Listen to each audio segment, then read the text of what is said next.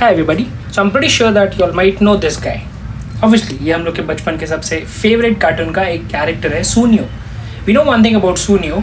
Sunio was pretty rich. He used to buy a lot of toys and he had a friend called Jian.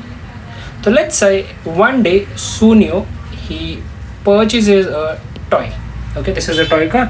और इस toy car को वो अपने friend के साथ share करना चाहता है. उसका फ्रेंड कौन है? Obviously Jiyan. But we know mighty Jiyan had one habit. Jiyan बोलता तो था शेयर करेगा, हम लोग इक्वली खेलेंगे, but most of the time the toy used to stay with Jiyan only. Jiyan उस टॉय को हमेशा अपने पास ही रखता था.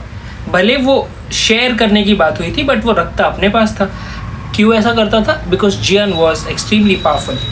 उसके पास बहुत ताकत थी और वो अपने ताकत का यूज़ करता था या मिस यूज़ करता था. ठीक है, ये कितना समझ में आया? बिल्कुल इसी तरह से लेट्स से मैं लेता हूँ ऑक्सीजन और हाइड्रोजन.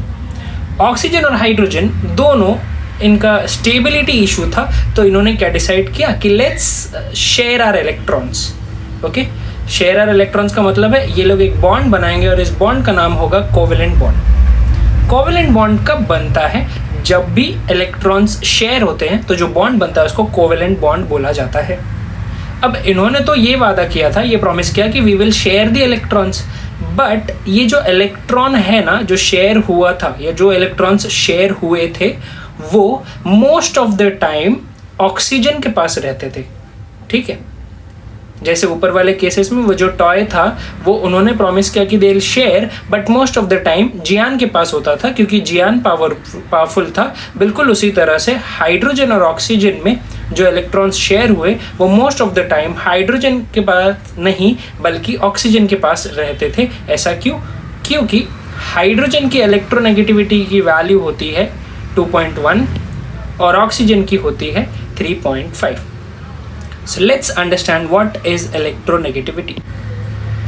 Okay, so electronegativity का मतलब ये होता था ना कि कोई एलिमेंट इलेक्ट्रॉन्स को कितना अपने पास रखना चाहता है. Okay, how badly does it want to have the electron with itself.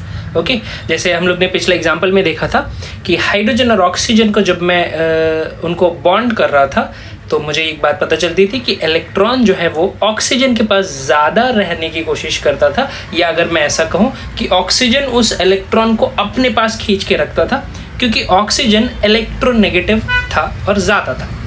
तो हमको कैसे पता चलेगा कि कौन सा एलिमेंट इलेक्ट्रोनेगेटिव है या उसकी क्या वैल्यू है? तो उसके लिए एक टेबल बनाया गया इलेक्ट्रोनेगेटिविटी का. ठीक है, अब ये इलेक्ट्रोनेगेटिविटी का जो टेबल है, this table was given by Linus Pauling. Okay, Linus Pauling ने इस टेबल को दिया और उन्होंने ये कहा कि देखो आप इस टेबल की मदद से ये पता कर सकते हो कि इलेक्ट्रॉन अगर शेयर हुआ तो किसके पास ज़्यादा रहेगा. ओके, फॉर एग्जांपल हम लोग ने देखा था हाइड्रोजन का इलेक्ट्रोनेगेटिविटी वैल्यू है 2.1 और ऑक्सीजन का है 3.5. तो इनके बीच डिफरेंस है और बड़ी वैल्यू कौन सी है? Oxygen.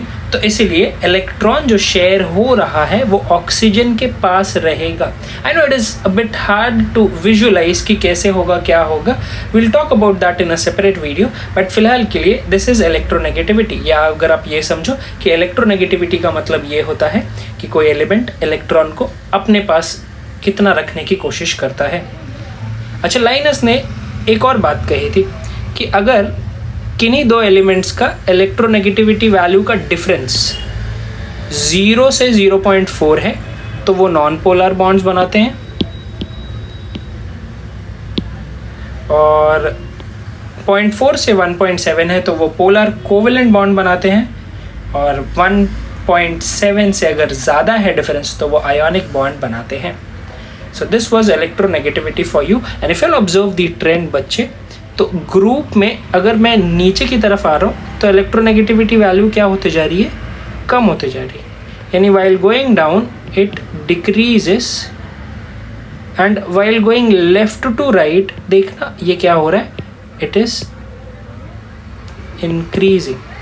Okay, so this was electronegativity for you.